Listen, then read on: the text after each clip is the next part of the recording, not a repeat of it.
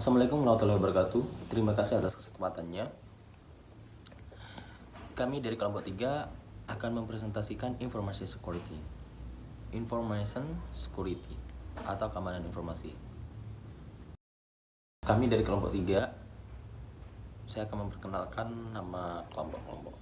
Yang pertama Anjani Aviana dengan NIM 2017310577. Dan saya Muhammad Hafiz dengan NIM 2017310657. Dan nomor 3 yaitu Iva Kurniatin dengan NIM 2017310776.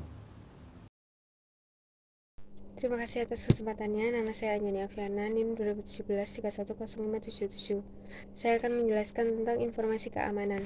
Informasi merupakan aset penting di banyak organisasi saat ini. Tanpa informasi yang dapat diandalkan dan diamankan dengan baik, organisasi kemungkinan besar akan gulung tikar. Pelestarian dan peningkatan reputasi organisasi secara langsung terkait dengan cara informasi yang dikelola.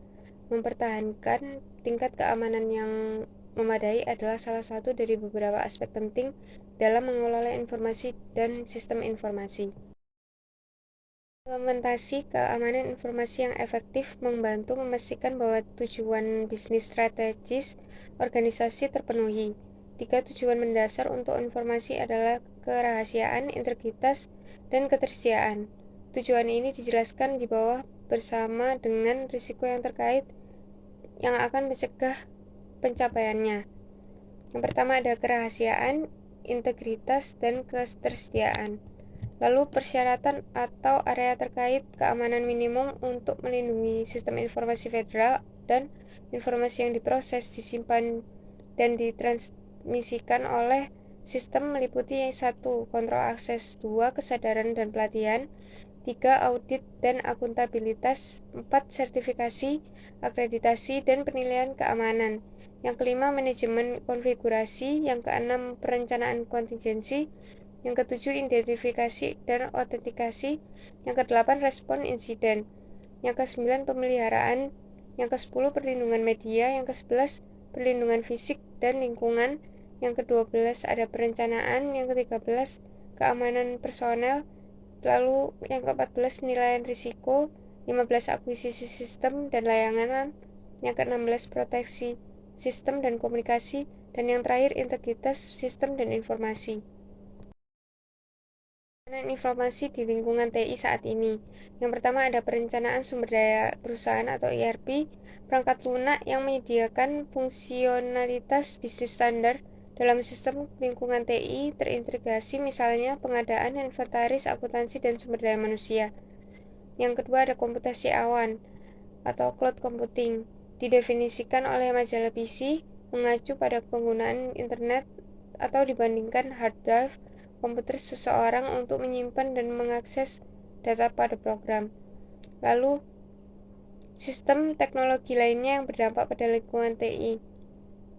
Sistem yang memungkinkan aset jarak jauh dari benda, misalnya perangkat stasioner atau seluler, sensor objek, dan lain-lain, untuk berinteraksi dan berkomunikasi di antara mereka dan dengan sistem jaringan lainnya. Lalu ada manajemen perangkat seluler atau MDM. MDM bertanggung jawab untuk mengelola dan mengelola perangkat seluler, misalnya ponsel cerdas, laptop, tablet, atau printer, yang diberikan kepada karyawan sebagai bagian dari tanggung jawab pekerjaan mereka. Ancaman dan risiko keamanan informasi. Ada teknik yang digunakan untuk melakukan kejahatan dunia maya. Yang pertama ada spamming, yaitu pesan online yang mengganggu. Lalu ada spoofing, membuat situs web palsu untuk meniru situs web yang sebenarnya. Yang ketiga ada spoofing, membuat situs web palsu untuk meniru situs web sebenarnya. Ada serangan denial of service, yaitu serangan yang dirancang untuk menonaktifkan jaringan dengan membanjirinya, lalu dengan lalu lintas yang tidak berguna. Lalu ada distribute denial of service, varian dari serangan denial of service yang menggunakan serangan terkoordinasi dari sistem komputer terdistribusi daripada satu dari sumber. Lalu ada virus, sepotong kode program yang berisi logika reproduksi sendiri yang membonceng program lain dan tidak dapat bertahan dengan sendirinya. Lalu ada Trojan horse, yaitu sepotong kode di dalam program yang menyebabkan kerusuhan dan kerusakan dengan menghancurkan data atau memperoleh informasi. Lalu ada worm, yaitu kode program independen yang mereplikasikan dirinya sendiri dan memakan data. Lalu ada malware, kode berbahaya yang menyusup ke komputer. Ada spyware, malware yang dipasang tanpa pengetahuan pengguna untuk melacak atau mengirimkan data ke pihak ketiga yang tidak berwenang. Lalu ada botnet, jaringan sistem yang dikendalikan dari jarak jauh yang digunakan untuk mengordinasikan serangan dan mendistribusikan malware spam. Lalu ada sumber ancaman siber terhadap infrastruktur krisis AS yang diamati oleh FBI. Yang pertama ada kelompok kriminal, yaitu kelompok individu yang menyerang sistem informasi untuk keuntungan moneter. Negara bangsa asing, badan intelijen asing menggunakan alat cyber sebagai bagian dari pengumpulan informasi dan kegiatan spionase mereka. Lalu ada peretas. Peretas terkadang membobol jaringan karena sensasi, tantangan, atau untuk menyombongkan diri ke komunitas peretas. Lalu ada hacktivist, yaitu serangan bermotif politik pada halaman web yang dapat diakses publik atau server email. Ada orang dalam yang tidak puas, dan ada teroris yang berusaha untuk menghancurkan, melumpuhkan, atau mengeksploitasi infrastruktur yang penting untuk mengancam keamanan nasional. Keamanan informasi, ada COBIT, seperangkat standar praktik atau tujuan pengendalian TI yang resmi dan internasional yang diterima secara umum untuk dirancang untuk membantu karyawan, manajer eksekutif, dan auditor dalam memahami sistem TI, melaksanakan tanggung jawab fidusia, dan memutuskan tingkat keamanan dan kontrol yang memadai. Lalu ada ISO IEC 27002, yaitu standar global yang digunakan bersama dengan ISO atau IEC 27001 yang memberikan rekomendasi praktik terkait dengan pengelolaan keamanan informasi. Standar ini berlaku bagi mereka yang bertanggung jawab untuk memulai menerapkan atau memelihara sistem manajemen keamanan informasi.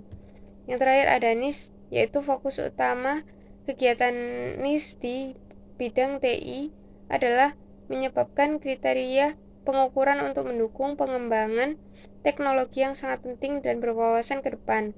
Standar pedoman NIS dikeluarkan sebagai standar pemrosesan informasi federal atau FIPS untuk penggunaan di seluruh pemerintah. Terima kasih atas kesempatannya. Selanjutnya saya akan melanjutkan presentasi dari rekan saya. Saya Muhammad Hafiz dengan NIM 2017 310657. Nah, selanjutnya yaitu kebijakan keamanan informasi. Nah, menurut SANS Institute, istilah kebijakan biasanya mengacu pada dokumen atau kumpulan dokumen yang merangkum atau aturan dan persyaratan yang biasanya spesifik, harus dipenuhi dan mencakup satu area. Nah, faktor penting untuk menerapkan kebijakan keamanan informasi dalam suatu organisasi adalah dengan melakukan penilaian kebutuhan keamanan. Nah, selanjutnya itu untuk area template kebijakan. Nah, yaitu ada umum, keamanan server, keamanan aplikasi, keamanan jaringan. Nah, yang untuk umum yaitu kebijakan ekspresi yang dapat diterima, kebijakan pengguna yang dapat diterima, kebijakan meja bersih, dan lain-lain. Nah, untuk yang keamanan jaringan yaitu kebijakan penilaian akuisisi, kebijakan persyaratan dasar, Bluetooth, kebijakan akses jarak jauh, dan lain-lain. Nah, yang untuk keamanan server yaitu kebijakan kredensial basis data, kebijakan pembuangan peralatan teknologi, standar percatatan informasi, kebijakan keamanan lab, dan lain-lain. Nah, untuk yang selanjutnya itu keamanan aplikasi, yaitu termasuk template kebijakan keamanan informasi yang mencakup area kebijakan keamanan aplikasi web. Selanjutnya itu klasifikasi informasi sebutan. Nah, untuk kebijakan keamanan informasi juga berguna bagi organisasi saat mendokumentasikan persyaratan. Nah, penunjukan klasifikasi informasi. Nah, organisasi perlu membangun sistem klasifikasi informasi yang mengkategorikan informasi ke dalam pengelompokan. Nah, pengelompokan informasi membantu penentukan bagaimana informasi harus dilindungi. Nah, jika informasi bersifat sensitif, sejak dibuat hingga dimusnahkan atau dideklasifikasi, maka harus diberi label atau ditandai dengan sebutan klasifikasi informasi yang sesuai. Nah, tanda tersebut harus muncul pada semua manifestasi informasi. Contohnya seperti hard copy, media eksternal, dan lain-lain. Nah, selanjutnya itu peran dan tanggung jawab keamanan informasi. Nah, yang pertama yaitu tanggung jawab pemilik informasi. Nah, pemilik informasi yaitu manajer departemen, manajer senior, atau orang yang ditunjuk dalam organisasi yang bertanggung jawab atas perolehan, pengembangan, dan pemeliharaan aplikasi produksi yang memproses informasi. Nah, yang kedua yaitu selanjutnya tanggung jawab penjaga informasi.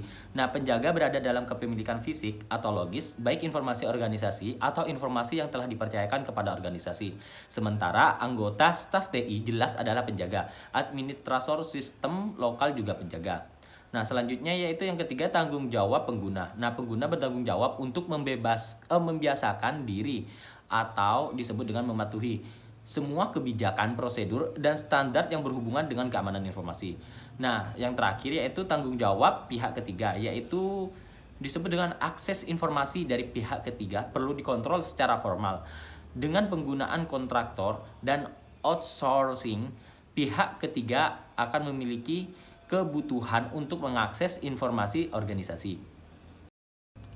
Nah, selanjutnya yaitu kontrol keamanan informasi. Dalam budaya organisasi saat ini, sebagai besar tantangan keamanan informasi sedang ditangani dengan alat dan teknologi keamanan, seperti enkripsi, firewall, manajemen akses, dan lain-lain. Meskipun alat dan teknologi merupakan bagian integral dari rencana keamanan informasi organisasi, literatur berpendapat bahwa mereka saja tidak cukup untuk mengatasi masalah keamanan informasi.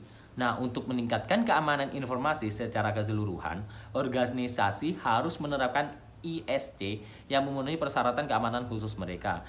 Nah, yang pertama yaitu manajemen kerentanan, yang kedua manajemen ancaman, yang ketiga itu manajemen kepercayaan, nah yang keempat itu manajemen identitas, nah yang kelima yaitu manajemen insiden. Nah, selanjutnya akan dilanjutkan oleh rekan saya. Terima kasih atas kesempatannya. Saya Iva Purniati dengan NIM 2017-310776 akan melanjutkan presentasi dari rekan saya mengenai seleksi dan pengujian kontrol keamanan informasi. Karena berbagai kendala khusus organisasi, misalnya seperti biaya, ketersediaan, sumber daya, dan lain-lain, organisasi tidak memiliki kemewahan untuk memilih semua ISC yang diperlukan. Pemilihan ISC yang memadai sangat penting bagi organisasi dalam menjaga keamanan informasi yang baik serta melindungi aset informasi keuangan mereka. Nah, kelemahan ini juga berdampak pada perlindungan keseluruhan atas kerahasiaan, integritas, dan ketersediaan informasi. Dengan kata lain, kurangnya keamanan informasi yang memadai atas informasi keuangan yang berharga, sensitif, atau kritis dapat menyebabkan yang pertama ada penipuan, manipulasi, dan atau penyalahgunaan data. Lalu yang kedua, kekurangan dan temuan terkait keamanan. Yang ketiga, perdagangan palsu untuk meningkatkan keuntungan atau menyembunyikan kerugian. Yang keempat, entry jurnal akuntansi palsu. Yang kelima, pelanggaran keamanan komputer. Dan yang terakhir, transaksi palsu untuk menghindari regulator di antara banyak lainnya. Nah, selanjutnya ISO menyatakan bahwa setelah identifikasi risiko keamanan, kontrol yang tepat harus dipilih dan diterapkan untuk memastikan bahwa risiko tersebut dikurangi ke tingkat yang dapat diterima. Pengujian ISC sangat penting untuk memelihara sistem informasi yang memadai dan aman. Namun demikian, sebagian besar organisasi tidak melakukan pengujian sistem informasi yang efektif dan menyeluruh, atau tidak memiliki mekanisme dan kontrol untuk melakukan pengujian yang diperlukan. Tidak ada yang bisa menggantikan penilaian ISC. Nah, beberapa alasan kurangnya pengujian meliputi seperti kepemimpinan tidak memberikan harapan yang jelas untuk menilai kontrol dan atau jadwal pengujian. Lalu selanjutnya, pengawasan yang tidak memadai terhadap program manajemen risiko. Lalu kurangnya manajer pengujian yang terampil dan penguji atau penilai keamanan. Lalu yang terakhir, tekanan kepemimpinan untuk menyingkat siklus pengujian karena jadwal memiliki prioritas lebih tinggi daripada keamanan sistem.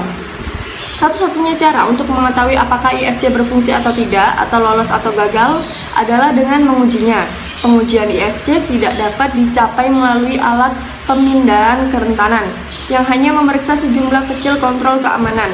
Pemindahan kerentanan sering menguji sebagian kecil, sekitar 5% dari kontrol keamanan. Saat menguji ISC, NIST RMF merekomendasikan pengembangan dan pelaksanaan rencana pengujian. Rencana pengujian harus mencakup semua pengendalian yang berlaku untuk sistem informasi tertentu. Pengujian harus menjalankan rencana pengujian dengan pemilik sistem informasi dan mencatat hasilnya, yang menurut kerangka kerja RMF NIST meliputi yang pertama ada daftar kontrol keamanan yang berlaku, lalu rencana pengujian yang mencakup semua kontrol keamanan yang berlaku, laporan pengujian, lulus atau gagal, dan yang terakhir mitigasi untuk setiap kontrol yang gagal. Lalu selanjutnya keterlibatan dalam audit keamanan informasi. Menurut ISICA, audit keamanan informasi organisasi memberikan penilaian kepada manajemen tentang efektivitas fungsi keamanan informasi atas sistem teknologi informasi, misalnya komputer, server, mainframe, router jaringan, saklar, dan lain-lain. Audit keamanan informasi juga membantu dalam menentukan apakah proses kontrol atau prosedur keamanan yang penting tidak ada atau benar-benar ada, artinya dirancang, diterapkan, dan dioperasikan secara efektif. Penilaian tersebut biasanya dilakukan secara manual dan atau melalui prosedur otomatis. Nah, penilaian manual mungkin termasuk seperti mewawancarai staf organisasi, misalnya personel keamanan dan lain-lain, melakukan pemindahan kerentanan keamanan, meninjau kontrol akses sistem dan aplikasi, dan menganalisis akses fisik ke sistem, antara lain dan lain sebagainya. Penilaian otomatis biasanya melibatkan penggunaan komputer Assisted Audit Technique atau CAATS atau perangkat lunak untuk membantu auditor meninjau dan menguji kontrol aplikasi, serta memilih dan menganalisis data terkomputerisasi untuk menguji audit substantif. Nah, prosedur kontrol keamanan informasi yang tidak memadai atau tidak memadai dapat mengakibatkan resiko bagi organisasi seperti yang pertama, jika alat dan teknik keamanan logis tidak diterapkan, dikonfigurasi atau dikelola dengan tepat, aktivitas pengendalian dalam arus transaksi yang signifikan mungkin tidak efektif. Pemisahan tugas yang diinginkan mungkin tidak ditegakkan, dan sumber daya informasi yang signifikan dapat dimodifikasi secara tidak tepat, diungkapkan tanpa otorisasi, menjadi tidak tersedia saat dibutuhkan, dan atau dihapus tanpa izin. Selain itu, pelanggaran keamanan semacam itu mungkin tidak terdeteksi. Lalu selanjutnya, jika sebuah organisasi bergantung pada fitur keamanan dari sistem aplikasinya untuk membatasi akses ke fungsi aplikasi yang sensitif, kelemahan dalam keamanan jaringan atau sistem operasi, misalnya autentikasi pengguna dan akses sistem secara keseluruhan dan lain-lain, dapat membuat fitur keamanan aplikasi tersebut tidak efektif. Nah, selanjutnya di sini ada tujuan audit umum dari audit keamanan informasi, termasuk memastikan bahwa konfigurasi keamanan aplikasi, bisnis data, jaringan, dan sistem operasi dikelola secara memadai untuk melindungi dari perubahan tidak sah pada program dan data yang dapat mengakibatkan pemrosesan atau pencatatan informasi keuangan yang tidak lengkap, tidak akurat, atau tidak valid. Lalu selanjutnya, keamanannya efektif diterapkan untuk melindungi terhadap akses tidak sah dan modifikasi sistem dan informasi yang dapat mengakibatkan pemrosesan atau pencatatan informasi keuangan yang tidak lengkap, tidak akurat, atau tidak valid. Nah, tanpa penerapan kontrol yang tepat, kerusakan atau gangguan yang tidak perlu pada informasi organisasi dapat terjadi. Kerusakan tersebut dapat mengakibatkan kegagalan proses kritis organisasi. Aktivitas pengendalian harus diterapkan untuk mengurangi resiko dan mencapai tujuan seperti di atas yang tadi saya sebutkan. Misalnya, penerapan aktivitas pengendalian yang memadai akan memastikan keamanan dan perlindungan terhadap perubahan yang tidak sah pada program dan data dalam aplikasi, basis data, jaringan, dan sistem operasi yang dapat mengakibatkan pemrosesan atau pencatatan informasi keuangan yang tidak lengkap, tidak akurat, atau tidak valid, atau tujuan pertamanya. Untuk memastikan keamanannya efektif diterapkan untuk melindungi terhadap akses tidak sah dan modifikasi sistem dan informasi yang dapat mengakibatkan pemrosesan atau pencatatan informasi keuangan yang tidak lengkap, tidak akurat, atau tidak valid. Aktivitas pengendalian akan menguji bahwa yang pertama, program pelatihan telah ditetapkan untuk semua personel dalam bidang-bidang berikut. Yang pertama, seperti kebijakan keamanan organisasi, pengungkapan data sensitif, akses hak istimewa ke sumber daya teknologi informasi, pelaporan insiden keamanan, konvensi penanaman untuk kata sandi pengguna. Lalu selanjutnya pemilik sistem mengotorisasi akun pengguna dan sifat serta tingkat hak akses mereka. Lalu yang ketiga ada hak akses akun pengguna, ditinjau secara berkala oleh pemilik sistem dan aplikasi untuk menentukan apakah hak tersebut wajar dan atau tetap sesuai. Lalu selanjutnya pengguna yang telah mengubah peran atau tugas dalam organisasi atau yang telah dipindahkan atau dihentikan secara diberitahukan kepada Departemen Keamanan untuk revisi akses akun pengguna untuk mencerminkan status baru dan atau yang direvisi. Lalu yang terakhir, transmisi informasi sensitif dienkripsi sesuai dengan kebijakan dan prosedur keamanan untuk melindungi kerahasiaannya. Nah, lalu untuk slide yang terakhir adalah alat audit dan praktek terbaik. Seperti yang dinyatakan sebelumnya, ISANS Institute menyediakan beberapa template kebijakan keamanan informasi yang sangat praktis dan berfungsi sebagai titik awal yang bagus untuk pengembangan dan implementasi kebijakan keamanan informasi yang cepat. Template kebijakan keamanan informasi yang dikembangkan oleh institut mencakup area umum dan relevan di bidang keamanan informasi seperti keamanan informasi umum, keamanan jaringan, keamanan server, dan keamanan aplikasi, dan lain sebagainya. Sekian presentasi dari kelompok kami, mohon maaf apabila ada salah kata. Saya akhiri, wassalamualaikum warahmatullahi wabarakatuh.